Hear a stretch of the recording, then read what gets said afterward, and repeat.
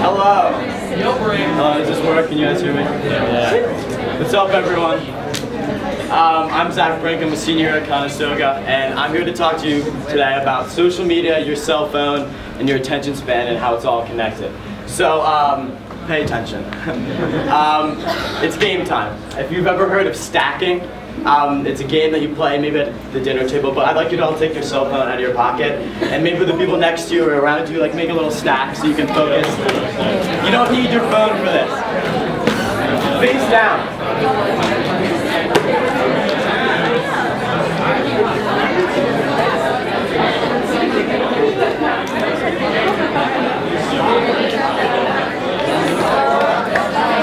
Okay, everyone, hey. Come back. Look how quickly we got look how quickly we got distracted. So now I'm going to take a little. You guys are going to take a little quiz. So raise your hand if you think you have an emotional relationship or connection with your phone. Okay, so for those of you who didn't raise your hand, Jack, please stop. Raise your hand if you use your phone before you go to bed. Like fall asleep with it on your bed sometimes. Yeah. Raise your hand if you use your phone when you wake up. It's the first thing you check, first thing you do. How about if you use your phone when you need to find where you're going? You use it for directions, right? Gosh, everyone's using their phone. If you use your phone for to communicate or connect with people that are important to you. That's a lot of hands. A lot of people are using their phone for a lot of things. I'd say you're in love with your phone. I'd say you use it all the time, you're connected to it, you need it, you're depending on it. You have this connection with it, and I think it's kind of negative, kind of bad. So here's a legitimate question I've been asking. Would you pick your pet or your phone?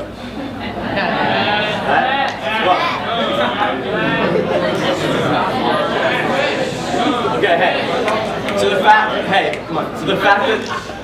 fact that this is even like controversial, people would even consider picking their phone over their pet is kind of scary. It freaks me out a little bit. So who's at risk here? How many people are on social media? So there are 1 billion people on Facebook. There are 100 million active users on Snapchat. 300 million actively use Instagram.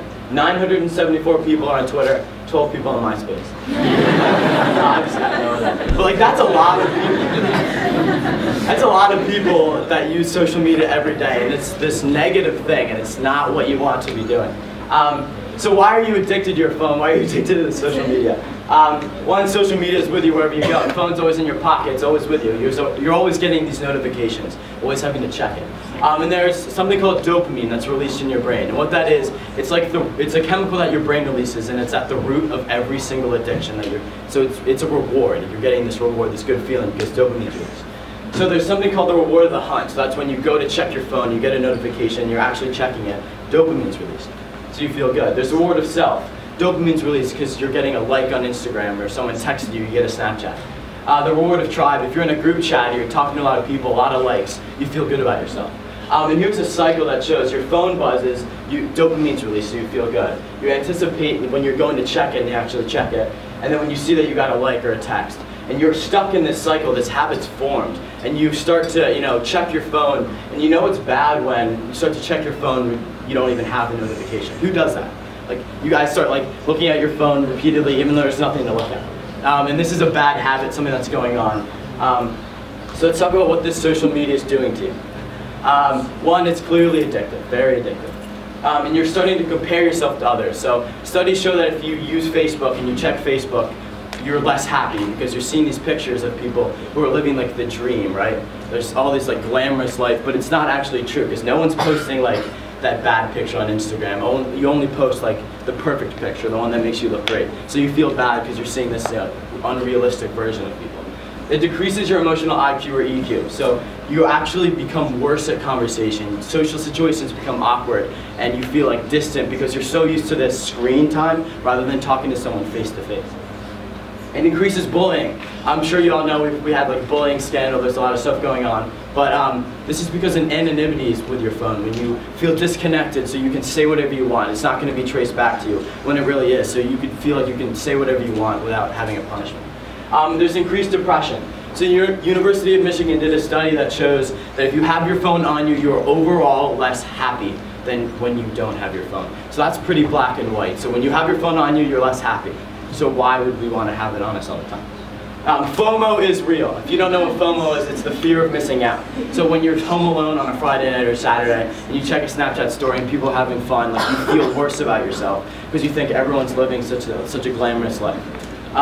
So it encourages multitasking, which is something our brain isn't good at. So if you have 4 things going on and you're doing them all at the same time, you're putting 25% effort into each of them, rather than spending 100% of the time on one of them and then moving on to the next. So you're getting this lower quality work.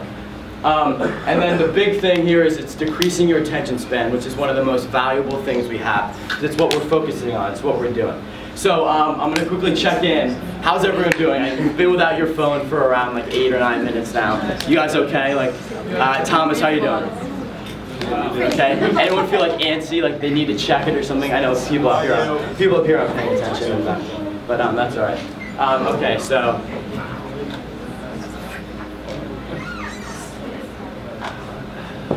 Eight seconds just passed.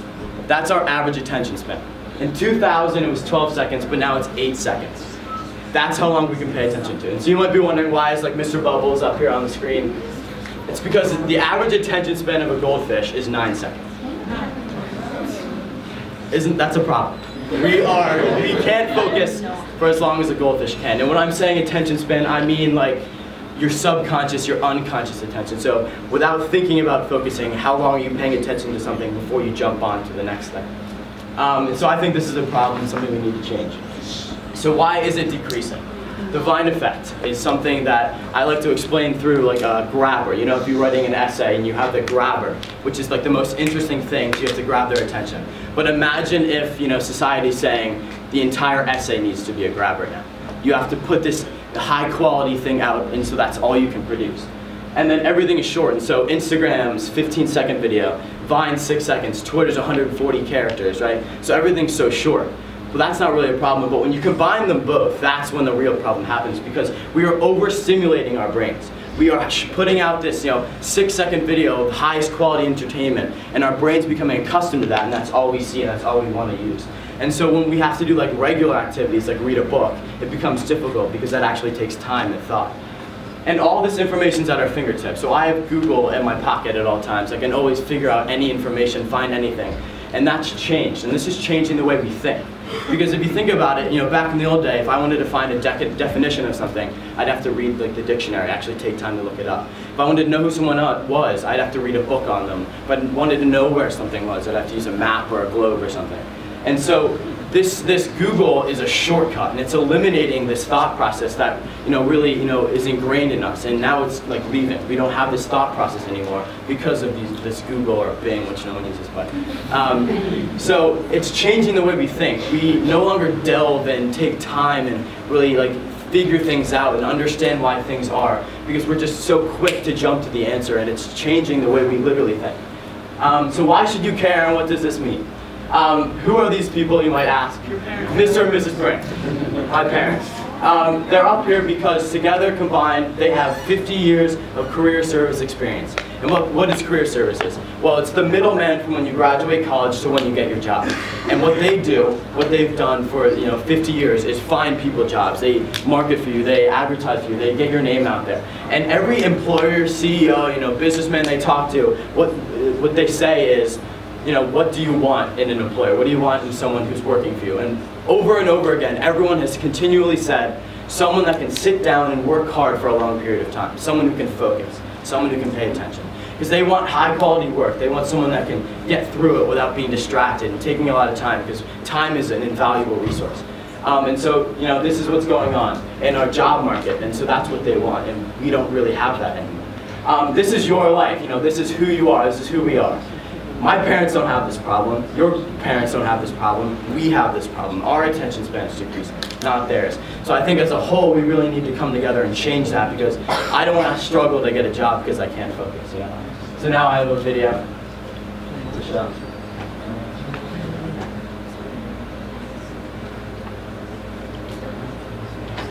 Did you know the average person spends 4 years of his life looking down at his cell phone? Kinda ironic, ain't it? How these touch screens can make us lose touch. But it's no wonder in a world filled with iMacs, iPads, and iPhones. So many eyes, so many selfies, not enough us's and we's. See, technology has made us more selfish and separate than ever. Cause while it claims to connect us, connection has gotten no better. And let me express first, Mr. Zuckerberg, not to be rude, but you should reclassify Facebook to what it is, an anti-social network. Cause while we may have big friend lists, so many of us are friendless all alone. Cause friendships are more broken than the screens on our very phones. We sit at home on our computers measuring self-worth by numbers of followers and likes. Ignoring those who actually love us, it seems we'd rather write an angry post and talk to someone who might actually hug us. Am I bugging? You tell me, cause I asked a friend the other day, let's meet up face to face. They said, alright, what time you wanna Skype? I responded with OMG, SRS, and then a bunch of SMHs and realized, what about me? Do I not have the patience to have conversation without abbreviation? This is the generation of media overstimulation. Chats have been reduced to snaps. The news is 140 characters. Videos are 6 seconds at high speed. And you wonder why ADD is on the rise faster than 4G LTE. But get a load of this. Studies show the attention span of the average adult today is 1 second lower than that of a goldfish. So if you're one of the few people or aquatic animals that have yet to click off or close this video, congratulations. Let me finish by saying you do have a choice, yes. But this one, my friends, we cannot autocorrect. We must do it ourselves. Take control or be controlled, make a decision. Me? No longer do I want to spoil a precious moment by recording it with a phone. I'm just gonna keep them. I don't want to take a picture of all my meals anymore. I'm just gonna eat them. I don't want the new app, the new software, or the new update. And if I want to post an old photo, who says I have to wait until Thursday? I'm so tired of performing in the pageantry of vanity and conforming to this accepted form of digital insanity. Call me crazy, but I imagine a world where we smile when we have low batteries. Cause that'll mean we'll be one bar closer to humanity.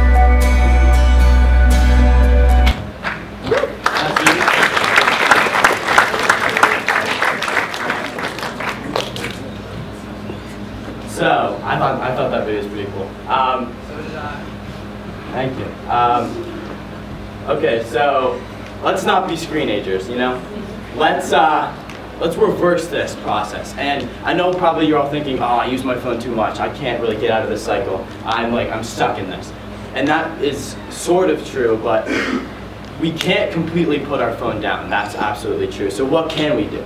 We have to find this happy medium because we don't want to be the people that are face down, you know, losing the opportunity to have a great conversation with someone. You don't want to be scrolling through your life or each experience is from tab to tab. You're just observing rather than experiencing. But you don't want to not have this Google, this amazing thing that we've created. So we need to find this happy medium. And yeah, that's it. Find the happy medium.